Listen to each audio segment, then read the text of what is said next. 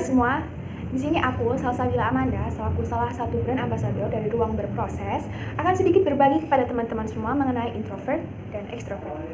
Kita akan kupas sedikit aja, setidaknya teman-teman punya bekal untuk mengenal diri sendiri dan gak mudah menjudge orang lain.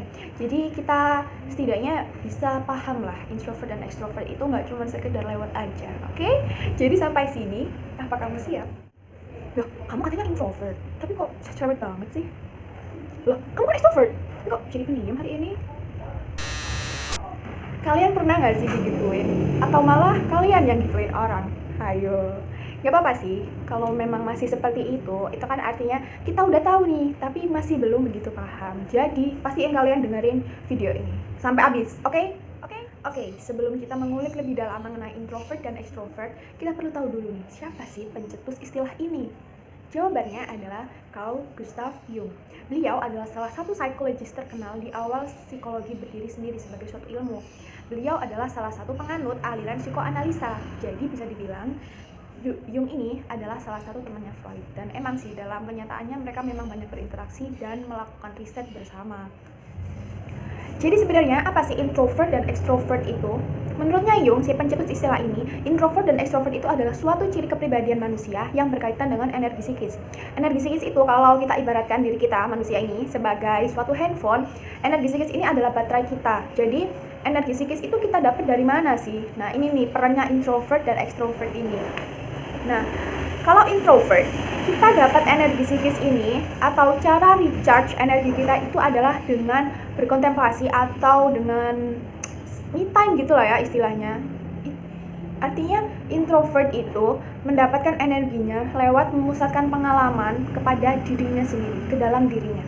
Sedangkan kalau extrovert, dia itu memusatkan pengalaman atau energinya itu keluar dirinya. Karena udah jelas ya, kalau intro itu ke dalam dirinya sendiri, kalau extro itu keluar dirinya sendiri. Itu kenapa alasan dibilang bahwa introvert itu sukanya ya me time, sedangkan extrovert itu ya sukanya berinteraksi, main, hangout gitu. Karena kan kalau extrovert memang dengan berinteraksi itu dia jadi dapat energi, sedangkan kalau si introvert ini dengan me time dia bisa dapat energi. Nah, tapi tentang introvert dan extrovert ini tuh ada semacam kesalahpahaman gitu. Seolah-olah bilang bahwa seorang introvert itu ya harus me time terus, kalau extrovert ya harus main terus, padahal nggak gitu. Kenyataannya dalam diri manusia ada dua sisi itu, ada introvert dan ada extrovert.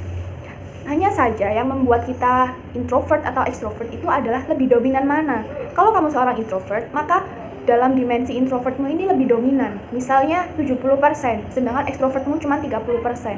Kalau kamu extrovert, mungkin dimensi extrovertmu ini atau ekstraversimu ini adalah 60%, sedangkan introversimu ini 40%. Jadi sebenarnya nggak ada manusia yang pure extrovert atau manusia yang pure introvert gitu. Nah, menjawab asumsi di awal si orang-orang julid ini atau teman-teman yang kepo ini, emang introvert bisa cerewet? Bisa. Contohnya, aku.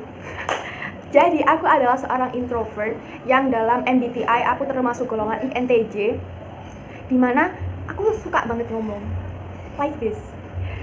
Tetapi cara recharge energiku tetap yaitu lewat me time atau kontemplasi. Bahkan kalau untuk diriku sendiri ya, berinteraksi dengan orang lain dengan durasi di atas 3 jam itu benar-benar udah bikin capek fisik dan psikis. Jadi setelah misal kumpul nih ya 3 jam, maka aku perlu waktu mungkin setengah hari bahkan sampai 1 hari untuk memulihkan energiku dengan ya me time sendirian entah baca buku atau nonton film atau ngelamun, nggak ngelamun sih, baca buku atau nonton film lebih sering kayak gitu. Sedangkan extrovert itu bisa loh juga jadi pendiam. Kenapa? Ya karena itu tadi, manusia itu punya dua dimensi, ekstroversi dan introversi. Artinya ada saat-saat dimana manusia itu ya perlu diem aja, nggak perlu alasan kayak kamu lagi sedih ya nggak harus gitu loh. Kan diem bukan berarti sedih. Apa sih manfaatnya kita tahu diri kita ini introvert atau extrovert? Yang jelas dan yang paling utama adalah untuk mengetahui atau mengenal diri sendiri. Mengenal diri sendiri itu implikasinya banyak. Yang pertama, kita bisa tahu kapasitas interaksi kita itu berapa lama. Kayak aku tadi misal, kapasitasku cuma 3 jam itu. Lewat dari 3 jam, maka ya energiku bener-bener low sehingga aku nggak optimal mendengarkan orang lain, nggak optimal berinteraksi gitulah. Dan yang jelas nanti pemulihan energinya itu akan lebih lama. Kemudian yang kedua, kita jadi tahu gimana cara recharge energi kita. Karena ada loh teman-temanku yang masih bingung, Kayak dia cerita ke aku kok capek ya, padahal belakangan ini tuh nggak ngapa-ngapain. Nah, ini nggak ngapa-ngapain ini artinya nggak ngapa-ngapain ini, nggak main keluar rumah, ini bisa jadi suatu masalah terutama bagi orang ekstrovert.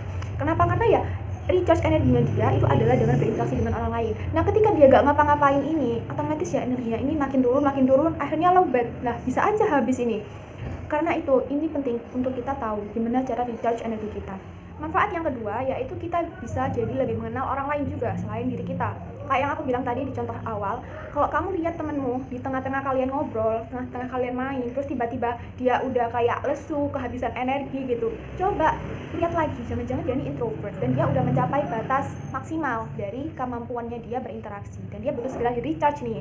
Manfaat yang ketiga, kita tahu bidang profesi apa atau keahlian apa yang kira-kira cocok sama kita. Contoh, dalam banyak website ya, banyak banget disebutkan bahwa orang introvert itu cocoknya bekerja dalam bidang-bidang yang melibatkan kontemplasi diri. Contohnya adalah psikolog, psikiater, kemudian penulis, kemudian juga orang-orang yang bekerja di jajaran direksi yang tingkatnya itu kayak manajerial ke atas kayak gitu.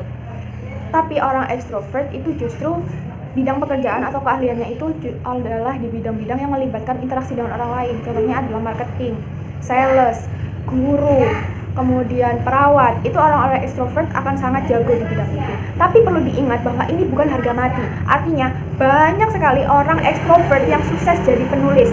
Ada juga banyak sekali orang ekstrovert yang sukses jadi psikolog. Jadi ini bukan harga mati, tapi ini bisa jadi pertimbangan kita. Gitu. Semoga penjelasan di video kali ini cukup jelas ya, walaupun belibet ya, mohon maaf lahir dan batin ya, mohon maklumi aja ya. Semoga next video bisa lebih jelas menjelaskannya, dan kalau ada pertanyaan bisa di drop di kolom komentar atau bisa kirim DM juga. Jangan lupa follow Instagramnya Ruang Berproses karena ada banyak sekali info tentang kesehatan mental di sana. Kalian juga bisa ikut beberapa eventnya dari yang diadakan oleh Ruang Berproses, contohnya kayak peer counseling, webinar, dan juga ada support group. Pokoknya pantengin terus videonya Ruang Berproses. See you, bye-bye!